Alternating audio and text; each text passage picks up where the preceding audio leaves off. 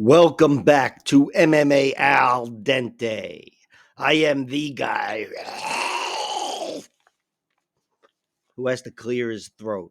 I don't know why I didn't do that before I started recording. All right, I did actually do a breakdown for Burns versus Morales, the whole card. I made the video, but it came out like dog shit. There were so many technical mistakes. And you know me, I'm fine with technical mistakes usually. I'm like, yeah, whatever. I'm a fucking jerk off. There were so many that I couldn't possibly release this video. And then I tried to redo it and fuck that up. So I got some new equipment, and now I'm going to do a short little breakdown of the full card, but really looking mostly at DraftKings, who now has, I believe, every prop available aside from some, takedown and significant strike props and whatever. And the coin toss. Is there a coin toss in MMA? I don't know. Either way, let's get rolling.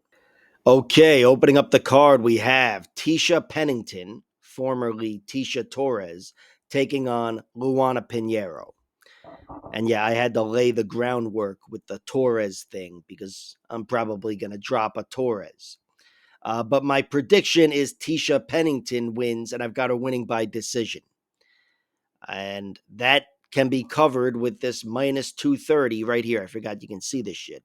Minus 230, but I don't like that. I don't like that as a prop. And in general, I don't like this fight to bet on. The only bet I've placed is a sprinkle on Tecia winning in round 3 and won by TKO in round 3. But that's just Hail Mary, and I don't think it's likely at all.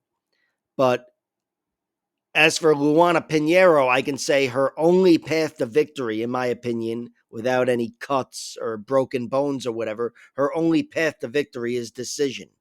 And she's sitting at plus 270, which is nice enough, I think. But her at plus 450, that's a nice inflation for plus 270. Definitely not in general for betting odds, but for going against Tecia, the line should be almost identical.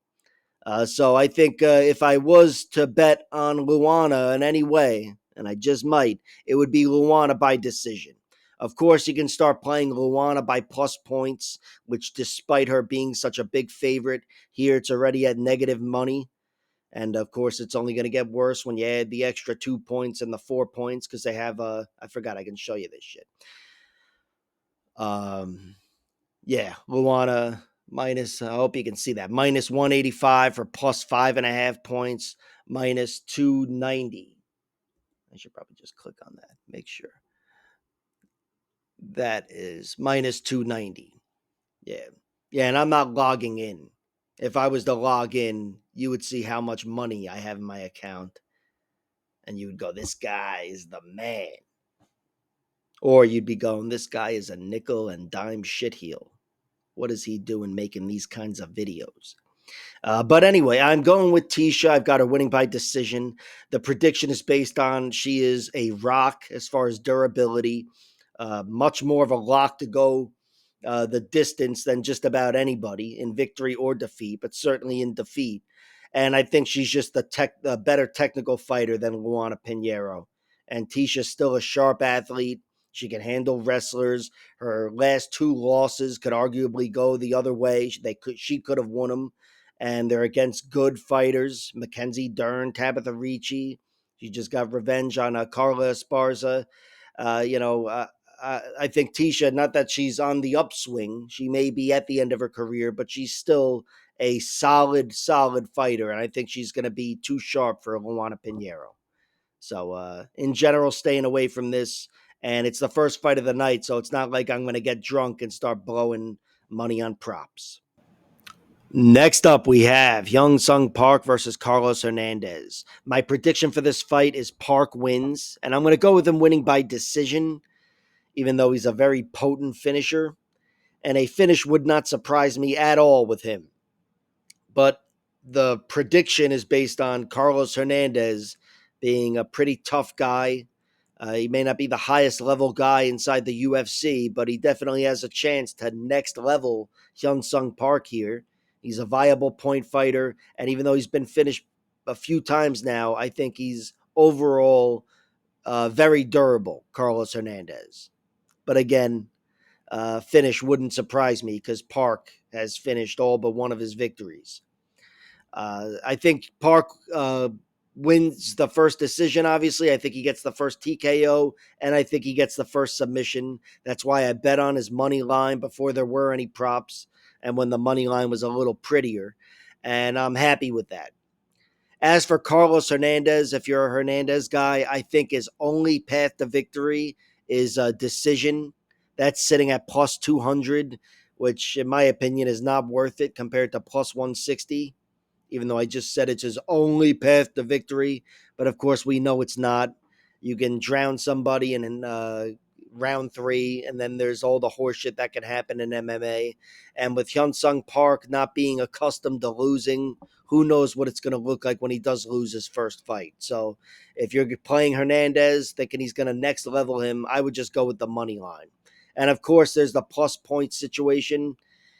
I'm picking him to win by points, Park. So I'm thinking it'll be a close fight. I don't think Hernandez is going to be shut out for 15 minutes. Maybe there's something with plus points for you. But for me, I'm just happy with playing Hyun Sung Park for this fight. It's a one-sided play for me. Next up, we have Denise Gomes versus Elise Reed. My prediction for this fight is Denise Gomes wins, and I've got her winning by decision. And if I wanted to bet on that, that could be found right here at minus 115, her winning by decision. And that is what a reasonable man would bet on if he was picking her to win by decision. But I've never been a reasonable man. That's Big Fish, 2003. But I do think she wins by decision. It's just not something I could ever bet on. Because, first of all, if she is the win, her danger is enough to scare me from betting on her winning by decision. She hits like Chad Mendez. She's an exceptionally dangerous woman, and most of her wins do come by finish. And I would never be able to trust it on that alone. And on the flip side, Elise Reed, she's got 4 losses, all 4 of which were by finish. 2 by submission, 2 by TKO. And all 4 of them are due to jiu-jitsu. But still, with the losses being by finish, that's just another thing to scare me from a decision play. So really, I'm not betting on Denise Gomes, not with anything strong. I'm probably going to waste some money on her winning by finish. I think a TKO is more likely than submission, even if she does take it to the ground. And she does plan on taking it to the ground, I think. I listened to an interview with both girls, actually. But Denise Gomes said she was proud of herself for mixing it up lately, and she's going to be looking to mix it up here. And I'm sure her coaches have made her aware of the 4 finish losses from Elise Reed there. But yeah, despite all that, my only real play here so far, the only bet I've made is Elise Reed winning by decision at plus 700, which can be found right here. That's right, I am a jerk off. Instead of playing my prediction, I'm going reaching for Hail Marys on the other side. My rationale is this. I do think Elise Reed is more in this fight than the odds suggest in the first place. Like I said, her 4 losses are to jiu-jitsu. And even though Denise Gomes hits like a truck and can probably do a lot of damage from the full guard, some distance removed, I don't think she has the jiu-jitsu to go through Elise Reed on the ground and really drown her like that. I don't think she can advance on her and drown her like Elise Reed's been finished. Maybe she can, and maybe her TKO, her power is enough to get the TKO from the full guard. But I do think in general, Elise Reed is more in this fight stylistically than the odds would suggest. I don't think the big weakness on the ground is there. I don't think there's going to be a big disparity, even if Denise does take her down. Although, again, she's got to mind the fucking power. And on the feet, I still favor Denise Gomes. Power does win decisions. But Elise Reed, she may not be so powerful herself, but I think she's very durable, and she is a good striker. She's not the best athlete altogether, but she's got sharp timely counters, and she can definitely handle herself on the feet. And I think if she can stand up to Denise Gomes' power, she's in the realm of getting the better of her on the feet. So the only play really is Elise Reed by decision. I might go reaching for props with Denise Gomes getting a finish. But in general, as for big bets, this is another one where I'm staying away. And of course, the pick is Denise Gomes. Denise Gomes wins by decision. Next up, we have Tainara Lisboa versus Luana Santos. My prediction for this fight is Tainara Lisboa wins, and I'm going to go with her winning by decision. And the basis for the prediction is, even though Luana Santos is the better grappler, in my opinion, I think it's going to be a tall task for her to make this a physical fight and win a physical fight because she is moving up in weight. I think she's the better grappler on the mat. I think there's a chance she goes through Tainara Lisboa, to be honest. It wouldn't surprise me if she went through her and got a finish. But I think Luana's primary path to victory is grinding a decision. And in general, I think Tainara is going to make her pay for moving up in weight, make that difficult, and outgrind Luana. I think Tainara Lisboa is much more than just a Thai fighter, even though her name is Thai Panther.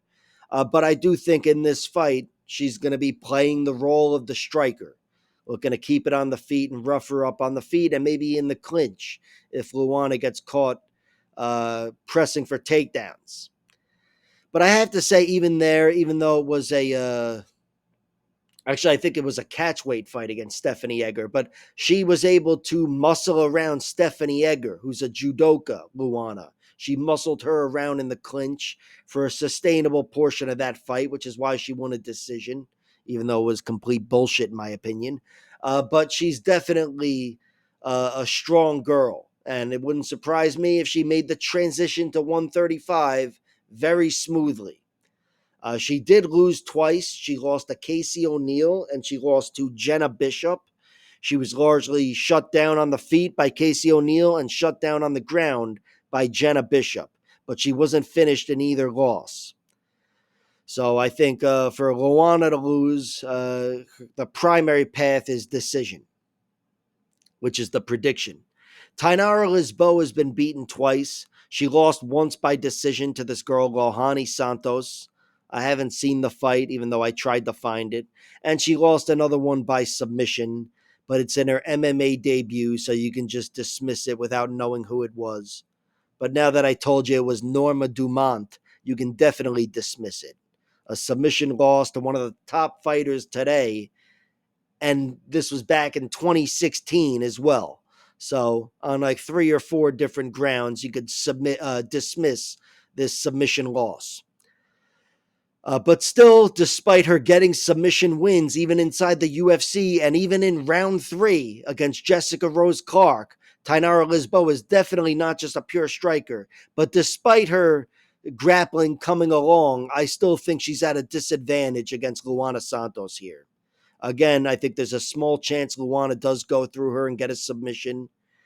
But I think also there's a chance Luana can pin her, whether that's on the ground or in the cage, and just be the stronger physical force despite moving up in weight.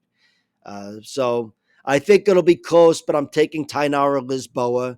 I think she can rough up Luana Santos. I think her striking advantage will be there at range after round 1, really. And I also think on the ground, even though I expect her to be outgunned, I think Luana won't be likely to go through her. And I think Tainara Lisboa has shown, especially as she's been fighting better and better fighters, she can get taken down, get herself back up, and even surprise her opponents with takedowns herself. She's got some good takedowns. Maybe they're expecting the Thai clinch, but she digs in double underhooks and rips her opponents to the mat. She can definitely wrestle, and with a physical advantage, being the natural 135er, maybe she can bully Luana Santos in that regard. So, yeah, I tried to give you everything with this one, but the pick is Tainara Lisboa wins, and I've got a winning by decision. I bet on her when the odds were tighter. I didn't know which way it would go, but now she's an even bigger favorite here. And of course, her decision line is plus 275, which is the new play. Tainara Lisboa by decision. And her plus points, I might parlay that with some things or whatever. That's a safer play. But despite me saying Luana could go through her on the mat, I do think her primary path to victory is decision, and I do expect this one to be close.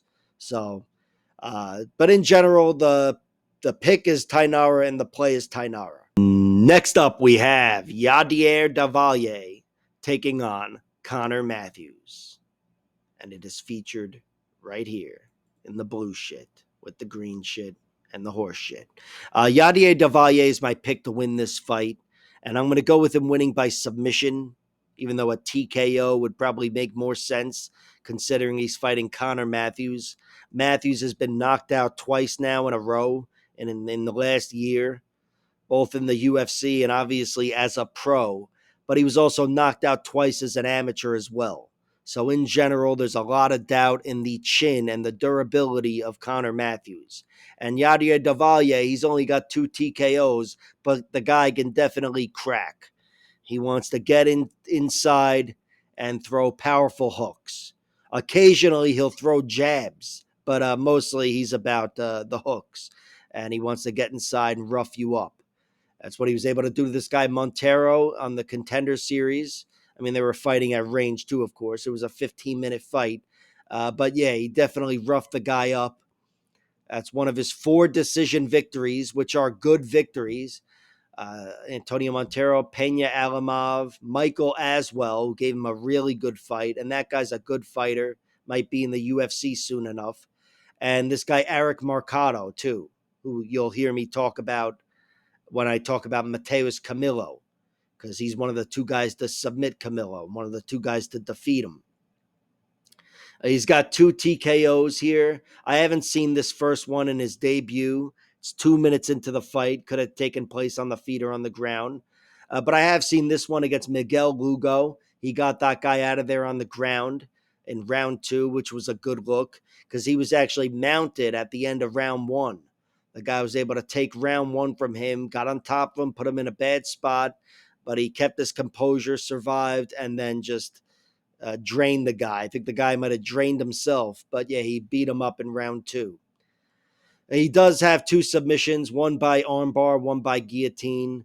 I'm picking him to win by guillotine, just so you know. I know I said submission, but the submission I have in mind is the guillotine. Yadier Davalier's only got one of them that hit the surface, but I think he's going to prove to have a strong guillotine. And yeah, he's a well-rounded guy. It wouldn't surprise me if he knocked out Connor Matthews. He definitely throws with serious intent. The guy it looks like he's trying to kill you with every shot. He doesn't always fight behind the jab. And I do think he could be exposed on the feet when he fights a solid striker that hits hard, has good 15 minutes of cardio in him, and the UFC level and all the rest of it. I think Michael Aswell was halfway to fighting that fight in their fight, but Yadier did enough to win on the scorecards.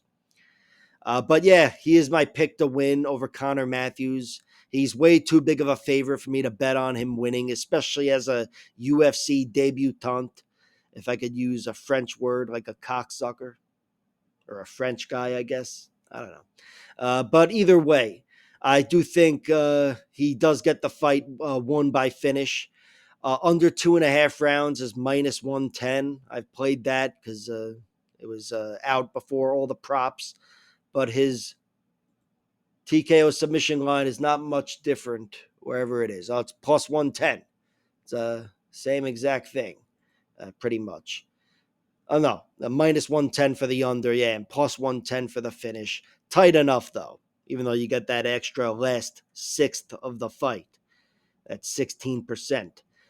But I do favor Yadier Davalier. I think he's definitely a good, well-rounded guy. He's passed every test he's needed to. He seems like he can fight through exhaustion, which is a good thing.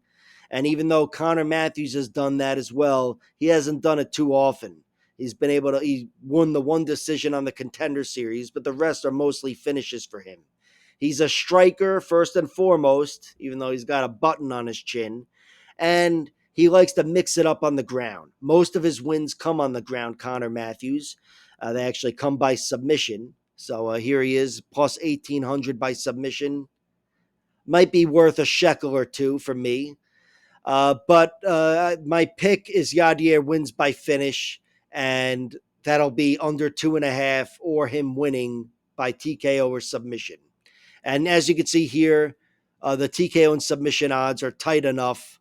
If you have a strong inclination, you go one way or the other, but I don't. Still looking to learn about this guy. But I've learned enough about Connor to doubt him, even though I feel like a dick having said that.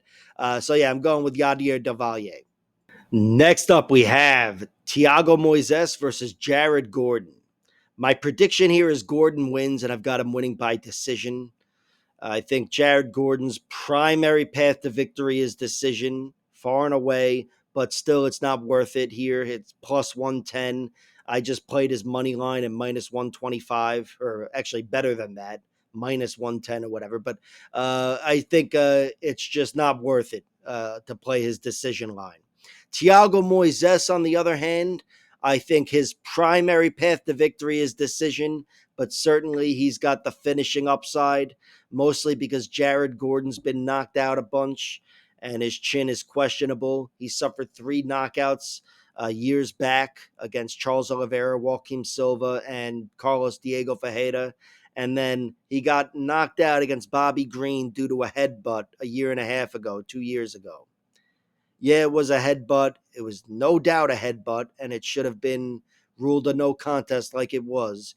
Having said that, it still fucked up his chin, I'm sure. He definitely suffered a concussion, and he was knocked out there.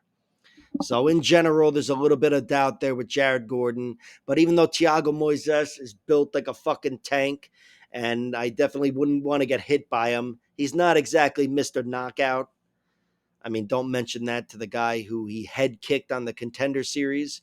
But speaking of kicks, leg kicks are really his strength as a striker. The technical breakdown of this matchup is Thiago Moises has an advantage everywhere but boxing. And I've got that one advantage of Jared Gordon's carrying him to a victory. That's just a technical breakdown. They have a bunch of great traits as a fighter that they're going to need to win that type of fight. Jared and Thiago, they're both really good fighters. But technically, I think Gordon's got an advantage with his hands. I think he's got fast hands and they carry him to a win. Thiago Moises can do something about that on the feet alone with his leg kicks. He chopped down Mitch Ramirez, getting a TKO looking like fucking Ernesto Hoost 2 years ago. And then he beat Trey Ogden with a slow but steady leg kick and grappling game plan. Trey was styling on him, and Thiago just stood the course and chopped him down. So his leg kicks are definitely a factor, and he's seen what can happen when the fight's not going his way, when he stays the course with Trey Ogden. So I'm sure he's got faith in those kicks. And on the ground, look, this is still, these are both excellent fighters. Top position wins the ground game. That's the case for 99% of MMA fights in the UFC. Yeah, top position wins, but Thiago's better on the ground, and he's got all the upside in a ground battle. He protects himself on the bottom. I don't see Jared Gordon advancing on him at all, and I think Thiago Moises would be advancing on him on top, and of course he gets the first submission.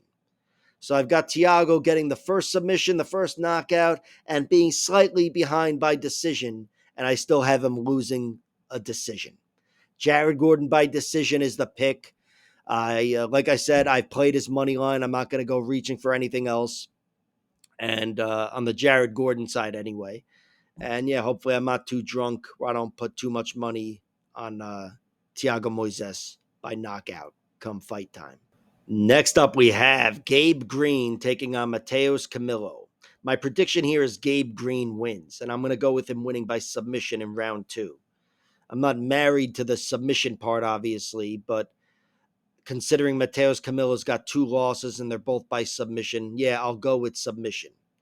But really, in general, I think Gabe Green, if his chin doesn't fail him, he's very much in this fight, and I'm picking him to show Mateus Camilo that next level, that UFC level. Gabe Green, though, he does have a worrisome chin, or maybe I'm worrisome about it. I don't know. But either way, he was knocked out against Brian Battle. He ran after him and got caught cold in 10 seconds. And I heard him say, for whatever it's worth to you, that he's not going to do that again. He's learned from it. But he was also TKO'd twice early in his career. Knocked out against Jalen Turner, was a fucking monster. At least he was before he retired a few weeks ago. But he caught him in Bellator with some sharp hooks and an uppercut against the cage. And he was also TKO'd by this guy, Abafo, where I'd attribute the loss more to the body shot. He got hit with a bad body shot, and the fight just turned right after that. But it was still another 30 seconds, a minute of him getting his ass kicked, and then he got smashed in the face with, I think, a big elbow and TKO'd. So that one's half and half. It's not like it's fully attributable to his chin. But still, there's doubt in his chin and his overall durability and whatever. And he is moving down in weight here, which a jerk off like me will tell you makes his durability more of an issue, even though I have no idea how to prove that to you scientifically. But it's like an old wives' tale or something. Maybe there's something to it. Either way, take your vitamin C. Take your vitamins. The fuck am I talking about? Either way, I have Gabriel Green winning. I think he's going to be able to show Camilo that next level again with his chin holding up. Gabe Green's a well-rounded guy. He is a guy who can close a show by submission. He's one of the two guys to submit Chris Padilla, I believe, with a rear naked choke.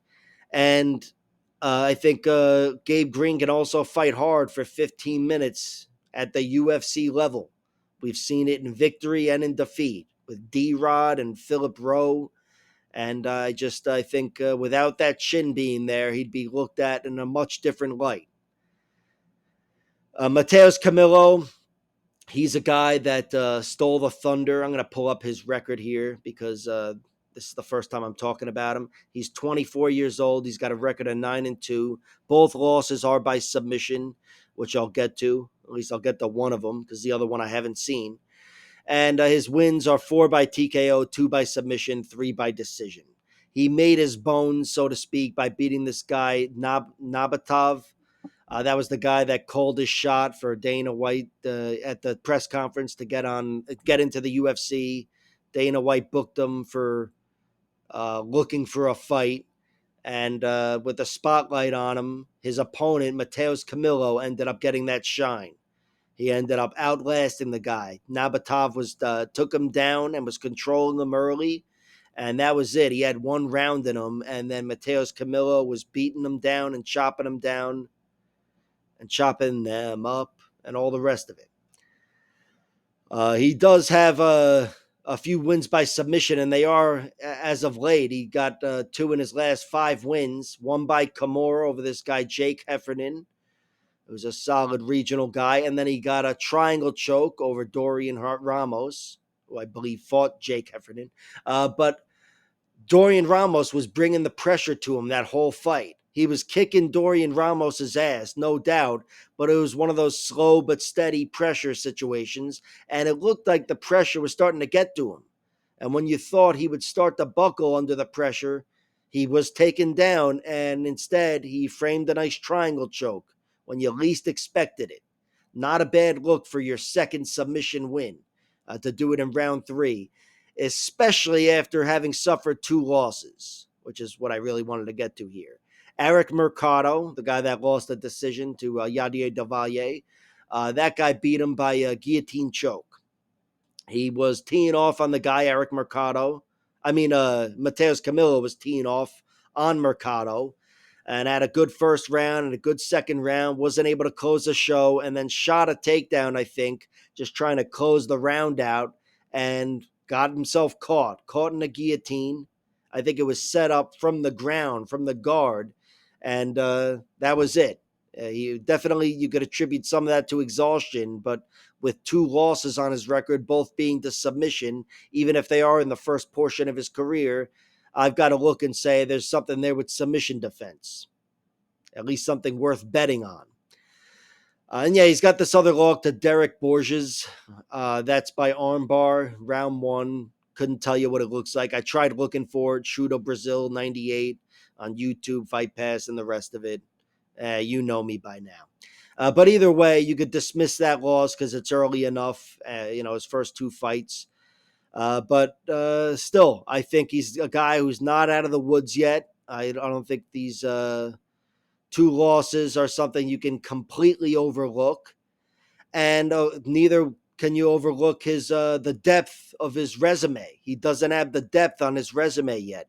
These guys are, solid journeyman type fighters. This guy's got no chin here. This guy Tyreek, and Gabe Green, if his chin isn't completely gone, he's got a wealth of skills here and a wealth of experience, outlasting Johan Lainez after some dicey moments and got him out of there in round two. Again, the win over Phil Rowe, even the loss to D-Rod. He beat Richard Leroy, which is nice. Knocked him out in round two because that's one of the guys who knocked out Jalen Turner, who beat him. But yeah, he's definitely got a spotty record, Gabe Green, and some questions and whatever. But I think he's still a relatively healthy man, 32 years old. I listened to an interview with him where he said, I am not far removed from the weight class. So he expects to make a healthy transition, and I'm picking him to win. As for the bet, his money line I bet on at shittier odds, I believe. Now it's plus 190.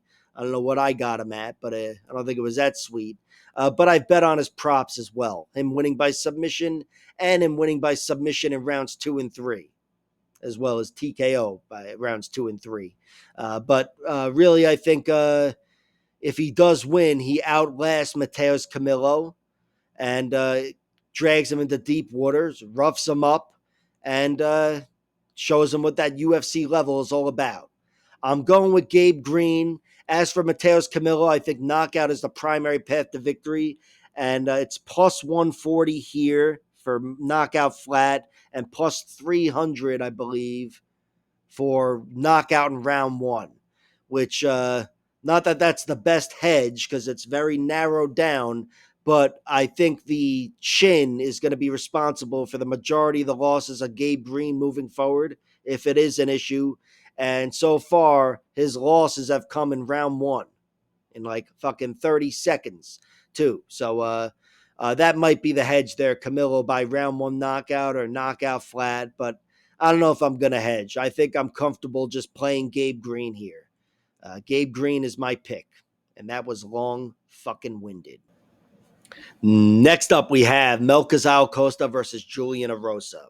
My prediction here is Erosa wins, and I'm going to go with him winning by submission.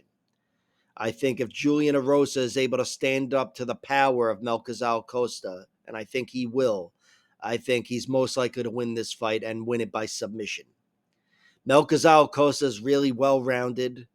He's a well-rounded guy, and I think maybe here he'll be looking to strike more, and he'll be all about the power shots because his coaches have probably prepared him to fight a guy who's been knocked out here many times. Erosa's been TKO'd, I think, 7 times, 8 if you include the Artem Lobov finish on The Ultimate Fighter. So he's definitely got a vulnerable chin, and I do think most of his losses moving forward will be by knockout. But even if Melk is looking to increase his odds of getting that finish by pursuing the power shots on the feet, I still don't think he's going to get that knockout. And from there, again, I've got Julian Erosa winning by submission. Julian Erosa's a killer. He's got a ton of skills, but in particular, I think he's one of the most dangerous submission artists in his division and in the UFC altogether. Melk Costa's only been submitted a few times, and the only guy to do it in the UFC was Thiago Moises, who's also on this card. And that was a short notice fight, I believe, against a beast, a lightweight beast like Thiago Moises. But I still think Julian Erosa is that dangerous where he can close the show. And Melk was also submitted. He's actually submitted twice. Other than that, there's a submission loss he has that was listed. It's listed as a unanimous decision victory. But that's not what happened. He didn't win a decision. He got submitted with an anaconda choke. And the guy like choked him out. He choked him dead right in front of the ref, who just sat there watching Melk go out. But still, I don't know if it was overturned because of referee malfeasance or whatever, but it shouldn't be a unanimous decision victory. That was a submission loss. And regardless of whether it's a DQ or whatever, it is an example of his submission defense failing him, even years back. But again, Julian Erosa today in the UFC is a killer submission artist. He's got those Darce chokes he's been able to lace up in round 3 against Charles Jourdain and Sean Woodson. And of course, he's got a monstrous guillotine, which he was able to get Christian Rodriguez out of there as well as others. And I think Melk, in a 15-minute fight, he's going to leave his neck hanging out there somewhere. And I've got Julian Erosa with those long limbs snatching his neck for some sort of submission victory. As for the bet, I've bet on Erosa. I've bet on his money line and the submission line. I do think it'd be more likely to happen in round 1, I guess. But really, it could happen in any round, like I said. Round 1 maybe for the guillotine, round 3 for the Darce. How's that for you? And I think my official prediction is round 2, just to fuck with you. But as for Melk winning, he's a well-rounded guy. I do think he could out-hustle Julian Erosa. Not that Erosa's a guy that's typically out-hustled. These are both round 3, 15-minute fighters. But Melk is the guy who's in his 20s. So I could see him out-hustling Julian Erosa, and I could see him knocking out Julian Erosa. But getting a submission, I cannot see. I would be very surprised if Melk Costa was able to get a submission, even though he's a strong submission artist. But yeah, the pick is Julian Erosa, and the bet is Julian Erosa. Got him winning by submission. Next up, we have Nursultan Ruziboev versus Dustin Stolzfus. My prediction for this fight is Ruziboev wins, and I'm going to go with him winning by knockout. I think he's better on the feet in general, technically better. I know he's bigger, and I think he's faster as well. I'm pretty sure he's faster, and I think he's going to have too many advantages, and I see him getting the better of the striking there and producing a knockout. And of course, Dustin Stolzfus has been TKO'd in his last 2 losses against Bruno Ferreira and Abus Magomedov. He was caught with a front kick and some spinning back elbows.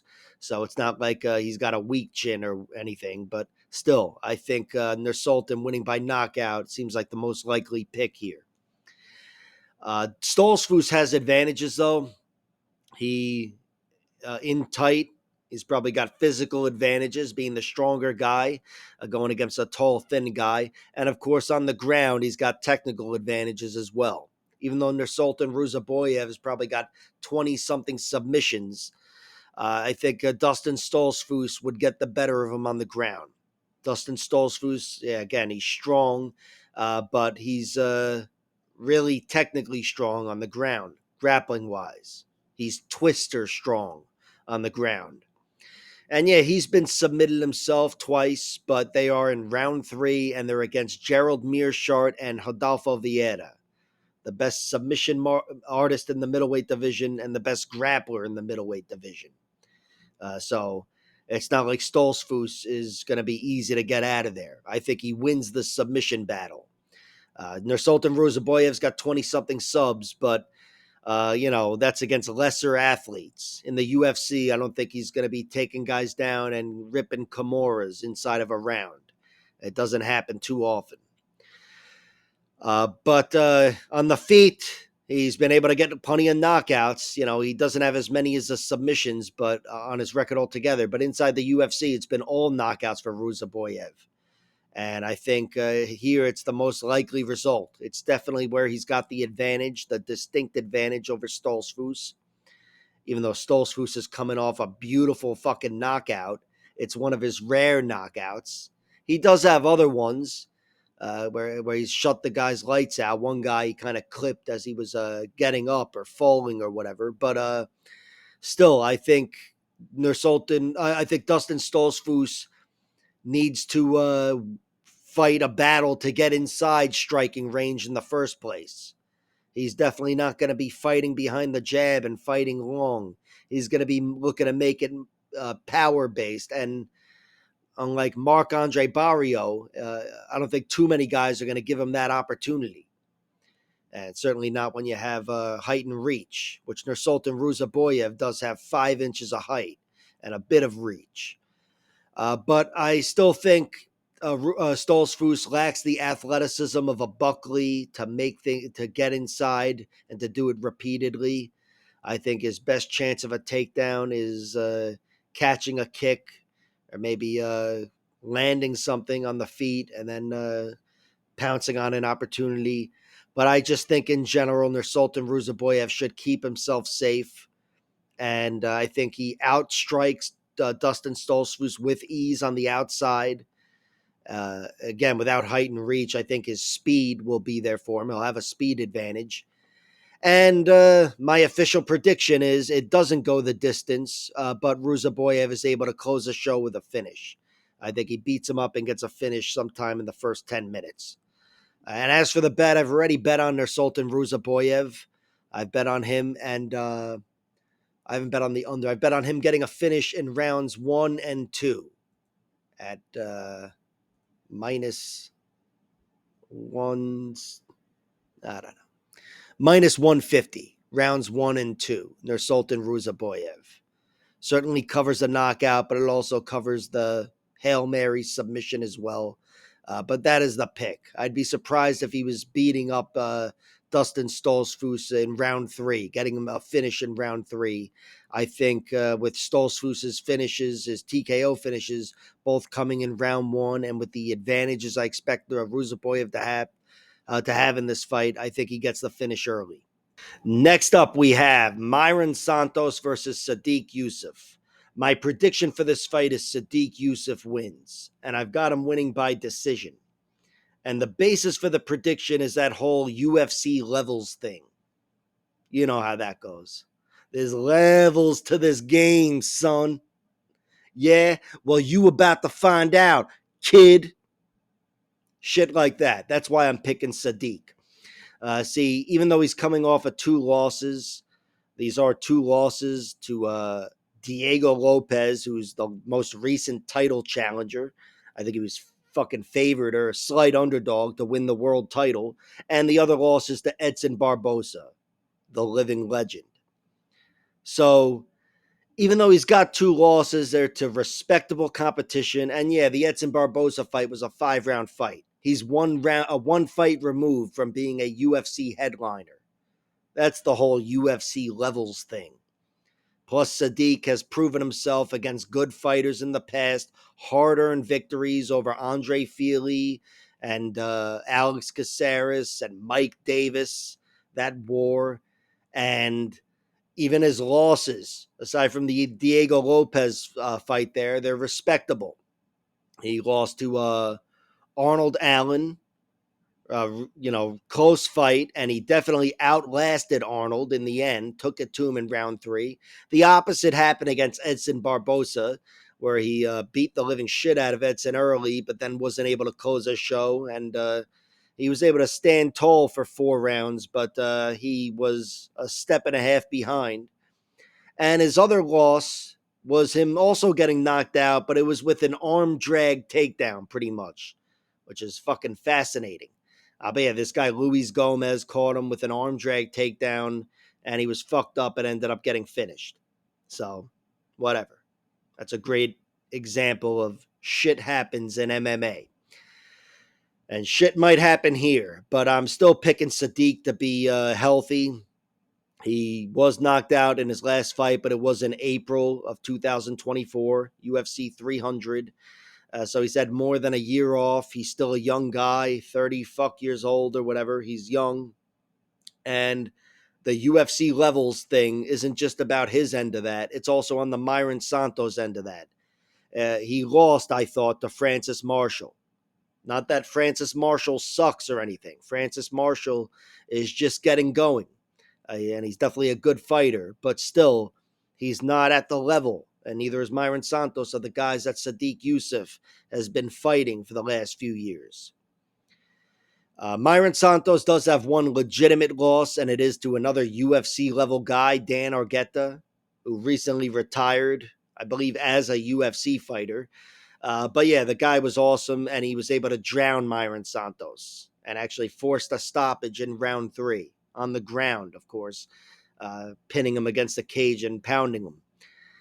But that's a loss where Mairon Santos, I'm sure, learned from it, and I can't take too much away from that because Mairon Santos has proven himself to be a good 15-minute fighter himself. He's gotten plenty of late finishes, and of course, he's won plenty of decisions, even some shitty ones.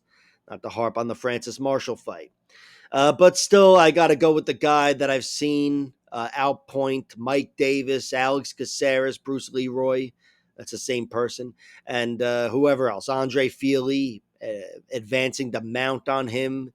I think Sodiq Yusuff still has my trust, and I'm going with him to win this fight. And I've already gone with him because I've already bet on him.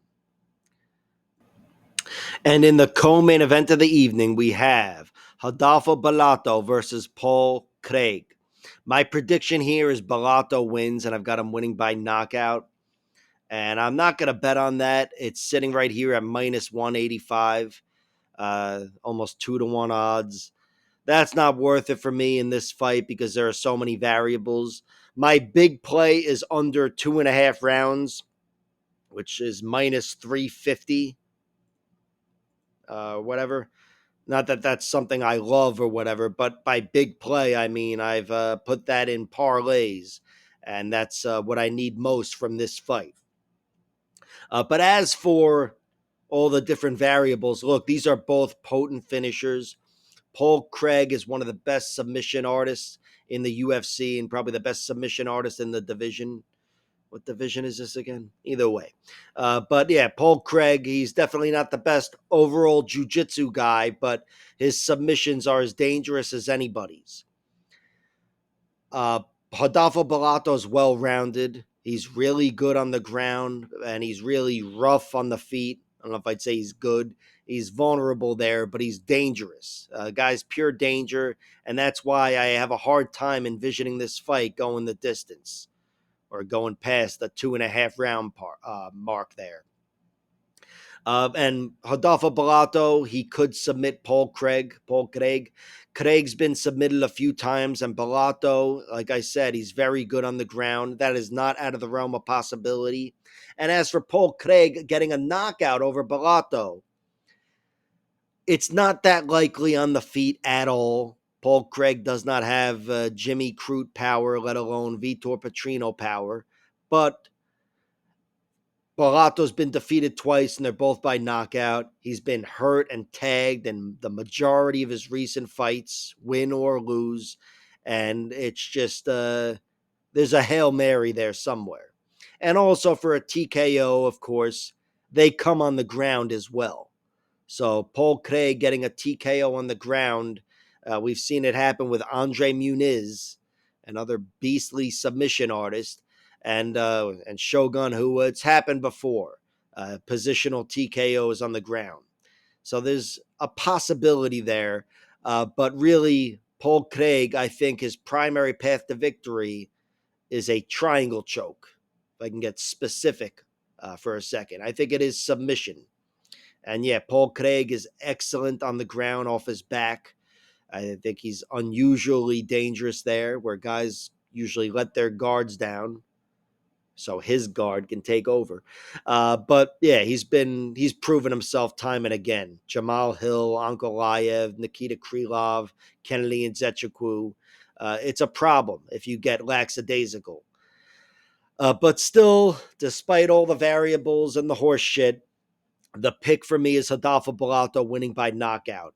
I think he can control things on the feet and duplicate the success that Bo Nickel had, which I'm sure Paul Claig is kicking himself for not taking more chances there and putting himself on the line to try to make Bo Nickel uncomfortable.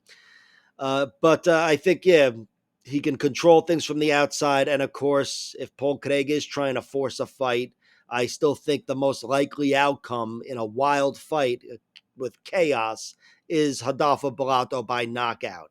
Paul Claig does have a weaker chin, Not that all of his losses are him getting his lights shut out, but he's definitely crackable, and I think that's the most likely outcome. And I say all of this just to say that my primary bet will be on draw at 50-1. Next up, in the main event of the evening, we have Gilbert Burns versus Michael Morales. My prediction for this fight is Morales wins, and I'm going to go with him winning by knockout in round 2. The basis for the prediction is I think he's going to use that wrestling base of his to keep this fight standing. And on the feet, I just think he's too dangerous, where Gilbert Burns won't be able to stand up to his power and danger. Gilbert Burns, he's only been finished somewhat recently against Jack Della Maddalena, but even his other losses against Brady and Bilal, they've been 5-round decisions. But I don't think he's going to be sitting comfortably at the end of Michael Morales' strikes like he was with Bilal and a little bit with Brady. I think Morales will just make him pay, and it'll be such a different type of fight, I think. But yeah, Gilbert Burns is a 6-1 underdog. That's very tempting to me. I feel like I'm going to have to place a bet on that on principle, or at least on him in one way or another. But right now, the only bet I've really placed with my heart is under 4.5 rounds at minus 195. Uh, Minus 195, 4.5 rounds. Forgot you can see this shit right here. You can get minus 3.5 rounds at minus 130. That's a lot prettier. And minus 2, I may as well show you at plus 120. But I do think it's not going to be all about power and a chin here with Michael Morales winning by TKO. I think it's going to be more of a sustained beating. I've got it happening in round 2, but it wouldn't surprise me if it was later, of course. So I feel safest playing the 4.5 rounds, and that's my big play here. You can get Morales by knockout at minus 150, I think. Minus 150. Yeah, I'd rather cover everything because Gilbert Burns is still Gilbert Burns. He's definitely better than Michael Morales on the mat. If he can get on top of him or anybody else, they're in trouble. And Gilbert Burns does still hit hard, and he's still a tight, compact fucking ball of muscle. So I think with everything all together, the under 4.5 rounds is the play I'm most comfortable with. But yeah, as for Burns winning, I do think it would be on the ground by submission. There's a chance he can land a big shot and do it that way, but I think the big shot would be coming from Michael Morales. But if Gilbert Burns can hit takedowns, go through that wrestling pedigree of Michael Morales, he's got him on the mat. Burns is a monster. And if Morales gets on top of Burns, Burns is safe. He's got to watch out for the big, heavy power, but Michael Morales won't be advancing to mount on him or looking to choke him. So I think Gilbert Burns, just on the fact that he's got a distinct advantage on the ground in half of this fight, it's worth putting a bet on him in one way or another. Submission here is plus 1,400. That might be what I would do if I was playing Gilbert Burns, when I will be playing Gilbert Burns. But again, it's just reaching. The play here is Michael Morales wins. And, he's shown he can fight 15 hard minutes. He doesn't slow down. He hasn't against Jake Matthews and Max Griffin. He's gotten late finishes as well. Put away Adam Fugit in round 3. So Gilbert Burns outlasting him and taking him to MMA school. It's kind of a hope and a prayer, but Michael Morales has passed every test so far, and there's no reason to doubt him. You can speculate and you can have faith in Gilbert Burns, but you can't really have doubt in Michael Morales. He hits like a fucking truck, and he's got a wrestling pedigree, first and foremost, an Ecuadorian national champion. And I believe he's just going to be too much for 38-year-old Gilbert Burns. Is he 38? I don't know. I'm 39, and I got to go to bed. So there's that. All right, like, share, subscribe, all that horse shit, and check out my other videos. Good night.